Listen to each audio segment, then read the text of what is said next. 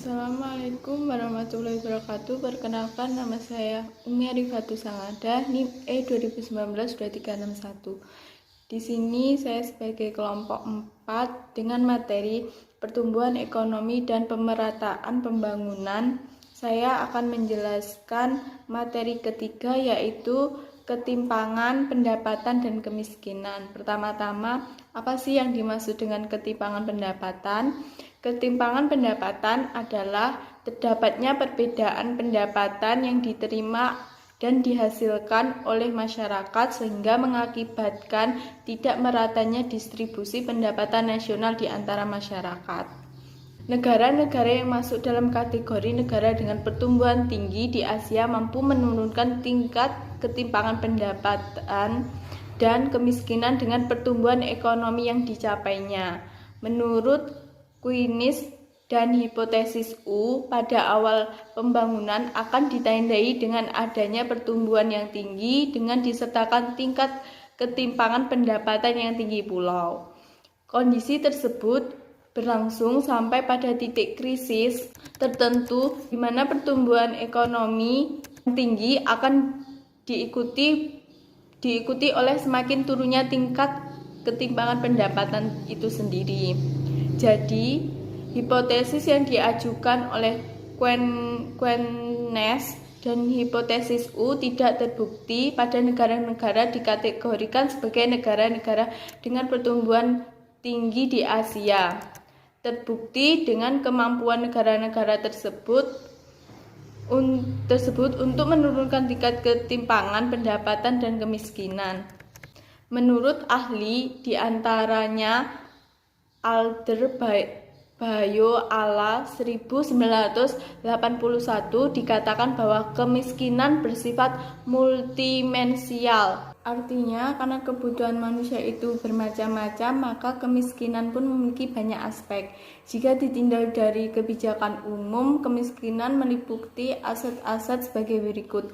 Yang pertama itu ada aspek primer berupa miskin akan aset, organisasi, sosial politik, pengetahuan, dan keterampilan.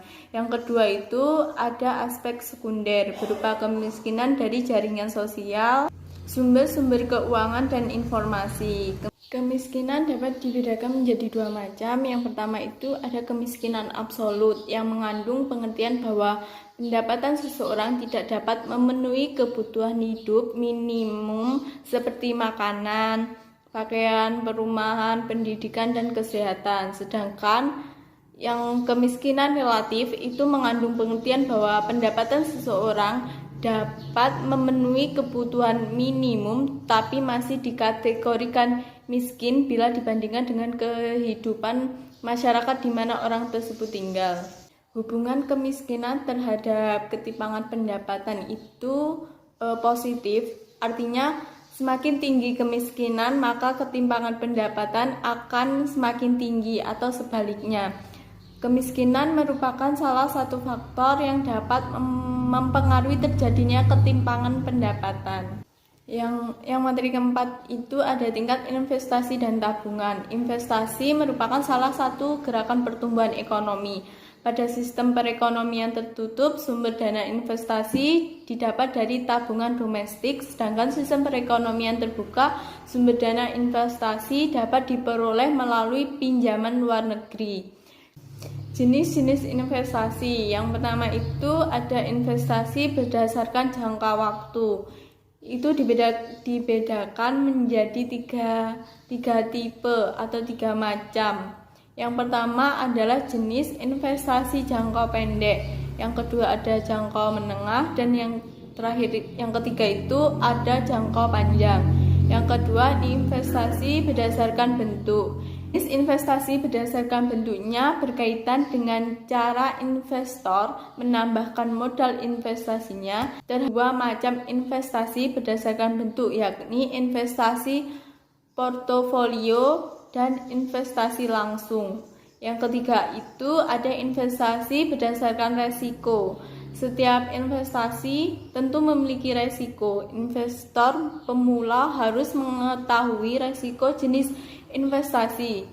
Ada Ada 3 jenis investasi berdasarkan resiko, antara lain resiko rendah, menengah, dan tinggi.